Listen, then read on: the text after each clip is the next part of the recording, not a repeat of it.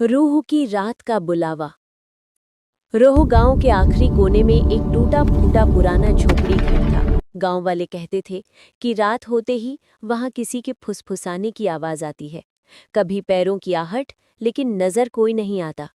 सब उस रास्ते से दूर रहते थे, सिवाय एक आदमी के, तांत्रिक नागेश बाउल।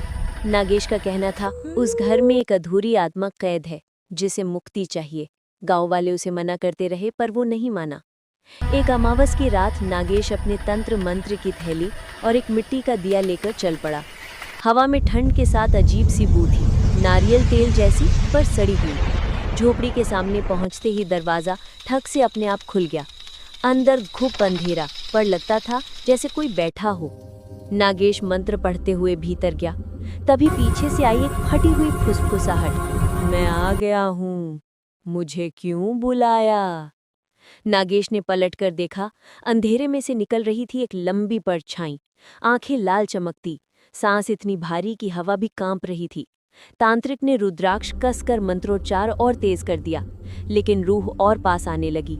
अचानक दिया बुझ गया और कमरे में सिर्फ उसकी भारी सांसें गूंजने लगी। गांव के दूर छोर से कुत्तों के रोने की आवाज आने लगी। नागेश ने अपनी आखिरी शक्ति जुटाकर जमीन पर सिंदूर से एक मंत्र चक्र बनाया।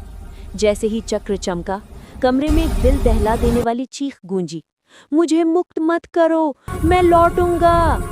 अगली सुबह लोगों ने देखा, झोपड़ी जलकर राख हो चुकी थी।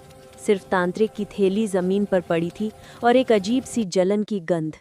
लेकिन कहते हैं आज भी उस जगह रात में कोई धीरे से कहता है, मैं फिर आऊंगा।